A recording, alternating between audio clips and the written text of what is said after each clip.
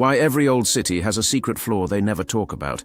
If you walk into any cathedral built before 1850 and you go to the basement, you'll find another floor, and below that, another one. Nobody officially explains why. They just call it foundation layers or historical sediment. But when you start looking at this city by city, continent by continent, you realize this isn't random. This is a pattern. And patterns don't happen by accident. What if the world you're walking on right now isn't the original ground level?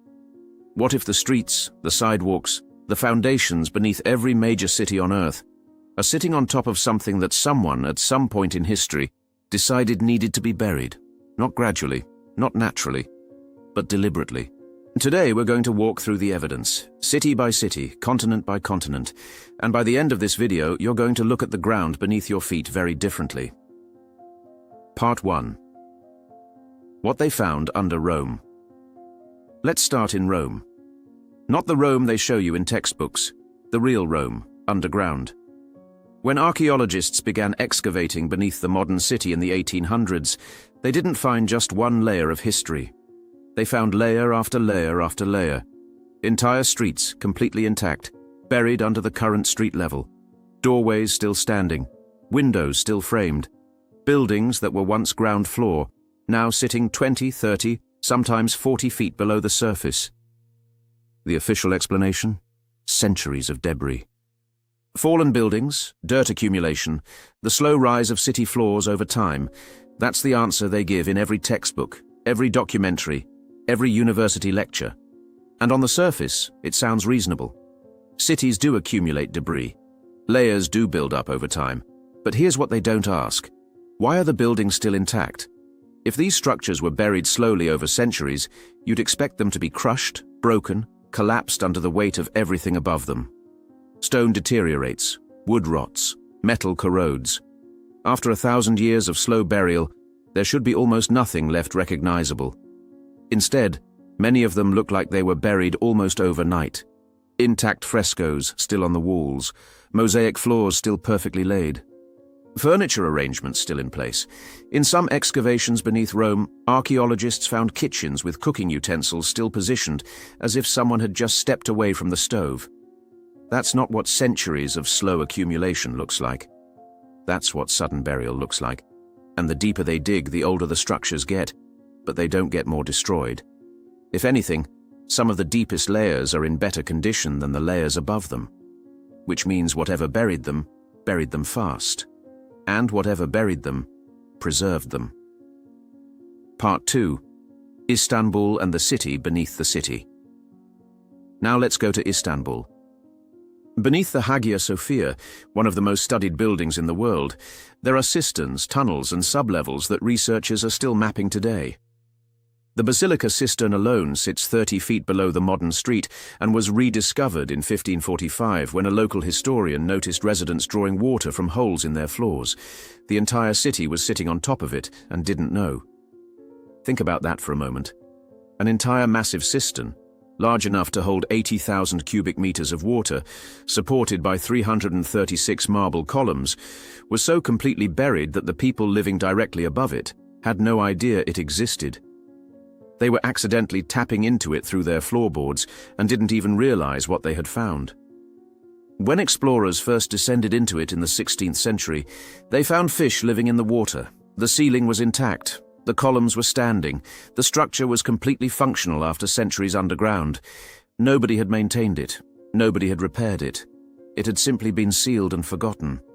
But the Basilica Cistern is only one of over 200 underground cisterns discovered beneath Istanbul. 200. And archaeologists believe there are hundreds more still unexcavated. The city of Istanbul is essentially floating on top of an entire underground world that has never been fully explored. The official explanation is that these were water storage systems built by the Byzantines, and that may be partially true. But 200 massive underground structures beneath a single city, structures that were so completely buried that residents didn't know they existed, that requires a different kind of explanation than water storage. Part 3. Paris and the underground city. Paris is the same story, but even more dramatic. The famous Paris catacombs aren't just a tunnel system, they're the remains of an entire underground city. The official story says they were quarries used to extract limestone for building construction, and then later, in the 1700s, they were used to store the bones of Parisians when the city's cemeteries became overcrowded. But here's what the quarry explanation doesn't account for. Quarries are rough, functional, utilitarian spaces. You dig out material, you leave a hole, you move on. But the Paris Underground has finished walls, arched ceilings with precise geometric cuts, structural columns positioned to support specific loads above them, ventilation shafts positioned at regular intervals, drainage channels cut into the floors. This is not a quarry, this is engineered infrastructure. Someone designed this. Someone calculated the load-bearing requirements. Someone planned the ventilation. Someone built this with the intention that people would use it long-term. The official maps of the Paris Underground cover approximately 300 kilometers of tunnels, but urban explorers, people who illegally descend into the system and map it themselves, believe the actual total is significantly larger. There are sections that are sealed off. There are sections that flood when it rains. There are sections where the walls show signs of construction that don't match any known historical period. And scattered throughout the underground system are architectural elements that don't belong in a quarry, carved decorations on walls, alcoves that look like they were designed for furniture or statues, doorways with precise measurements. In some sections, you can see where walls were deliberately broken through, as if someone was opening connections between previously separate spaces. Who built this? When? And why is the full extent of it still not officially documented after centuries of study? Part 4. Chicago, 1858. The city that raised itself. Now I want to talk about something that is not a theory. This is documented history. In 1858, the city of Chicago physically raised itself out of the ground. The entire downtown district, buildings, streets, sidewalks, was lifted using thousands of jackscrews, operated simultaneously by hundreds of workers. Some buildings were raised while people were still inside them, going about their daily business. Hotels stayed open. Stores kept selling. Newspapers reported on it as a remarkable feat of engineering, and the street level of Chicago rose by as much as 8 feet in some areas. The Briggs House Hotel, a massive 6-story building, was raised without a single crack appearing in its walls, while guests continued to eat in the dining room. The operation took just a few days. Witnesses described the sight of an entire city block lifting slowly and uniformly into the air as one of the most extraordinary things they had ever seen. The official reason was drainage. The city was too flat, they said, and needed elevation to allow sewage to flow out. Chicago was built on swampy land near Lake Michigan, and without proper elevation, drainage systems didn't function. Disease was spreading. Something had to be done. That explanation is logical. It's plausible. But here's the question nobody seems to ask. Why didn't they just build new sewers beneath the existing street level, like every other city in the world did? London built its famous sewer system underground in 1858, the exact same year Chicago was raising itself. New York built its drainage underground. Paris built its sewers underground. Every major city facing the same problem chose to go down. Chicago chose to go up. Why? And here's the part that gets stranger. After Chicago was raised, the old ground floor of every building became a basement. Entire street-level shops, entrances, and storefronts were buried. For decades after the raising, people used a hidden network of tunnels at the old street level to move between buildings underground. They called it Underground Chicago. Merchants used it. Workers used it. It was a functioning underground commercial district. In 1871, the Great Chicago Fire destroyed most of the above-ground city. When Chicago was rebuilt, the new construction filled in more of the underground spaces. Today, only a small portion of the original underground level is accessible on official tours. Most of it is sealed. Some sections are reportedly still intact, still containing the storefronts, the signage, the merchandise from the 1800s, simply locked away beneath the modern city. Why would a city bury its own ground floor and then seal it? What was down there that needed to be hidden? Or what was coming that needed the city to be higher? Part 5. The global pattern. Let's zoom out. Because what happened in Chicago, Rome, Istanbul, and Paris didn't happen in isolation. This same pattern appears on every continent, in every culture, across thousands of years of recorded history. In Cairo, The base of the Sphinx sits in a pit. The surrounding plateau is at a dramatically higher level than the Sphinx's body, meaning the ground around it rose significantly after the Sphinx was built. Geologists argue about erosion and wind accumulation. But very few ask why the surrounding ground level changed so dramatically, or why the Sphinx appears to show water erosion patterns that suggest it was submerged or exposed to heavy rainfall for an extended period, in a region that has been desert for thousands of years. In London, the old Roman city, Londinium, sits an average of 20 feet below modern street level. Every major construction project in central London hits Roman-era structures. The Museum of London has thousands of artifacts pulled from construction sites across the city. Roads, buildings, temples, warehouses, all perfectly preserved underground. That's not gradual debris accumulation. That's burial on a massive scale. In Edinburgh, Scotland, there is an entire medieval city street, called Mary King's Close, that was sealed and built over in the 1600s.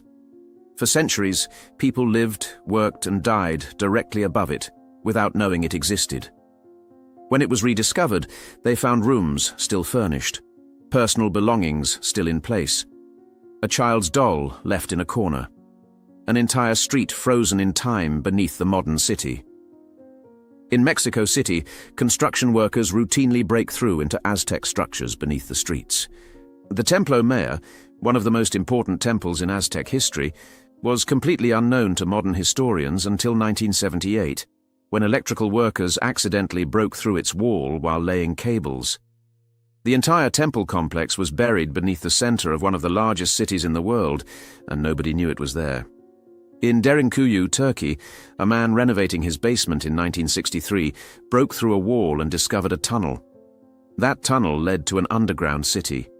An entire city, with housing for 20,000 people, livestock stables, wine and oil presses, water wells, ventilation shafts, schools and chapels, carved into the rock 18 stories deep. It had been completely sealed and forgotten. Nobody knew it existed. Derinkuyu is not unique. There are at least 36 similar underground cities in the Cappadocia region of Turkey alone. 36, all of them carved to the same extraordinary depth, all of them capable of sustaining large populations for extended periods. All of them sealed, all of them forgotten. The question isn't whether these underground structures exist. They do. The question is, why does every civilization in history, independently, across every continent, seem to have built downward, sealed it off, and then built a new world on top? Part 6. What they all have in common. Here is what every single one of these sites shares, and this is the part I want you to think about carefully. They are all sealed from above, not collapsed, not gradually buried, sealed. The entrances were closed. The access points were blocked. In many cases, like Derinkuyu, like Mary King's Close, like underground Chicago, the sealing was deliberate, systematic, and complete. They are all preserved, not destroyed, not deteriorated beyond recognition. Preserved. As if whatever event caused the sealing happened quickly, and the sealed environment actually protected what was inside from further damage. They are all forgotten, not documented and archived. Forgotten. In most cases, the populations living directly above these structures had no knowledge of what was beneath them. Generations passed, languages changed, and the memory of what was underground simply disappeared. And they are all from roughly the same historical window. Not ancient prehistory, not modern history. The 1700s, the 1800s, the early 1900s, a period that is supposedly well documented, a period we think we know well, a period with newspapers, photographs, official records, and eyewitness accounts. And yet somehow, during this supposedly well-documented period, entire cities were buried, sealed, and forgotten, simultaneously, across the world. Sediment accumulation doesn't explain that. Quarrying doesn't explain that. Gradual debris doesn't explain that. So what does? We're not here to tell you what to believe. We never are. What we're here to do is show you what's there. The evidence that exists. The questions that aren't being asked. The patterns that become impossible to ignore once you start looking. Because most people walk through these cities every single day and never look down. They never ask what's beneath the street they're standing on. They never question why every old city in the world seems to have a secret level that nobody officially talks about. The buried floors are real. The sealed entrances are real. The forgotten cities are real. You can visit them. You can walk through them. You can touch the walls. What buried them, and why, that's the question. If this video made you think, subscribe, because next time, we're going deeper. We're looking at the specific event that researchers believe caused this worldwide burial, and the evidence that suggests it didn't happen thousands of years ago. It happened much, much more recently than anyone is comfortable admitting.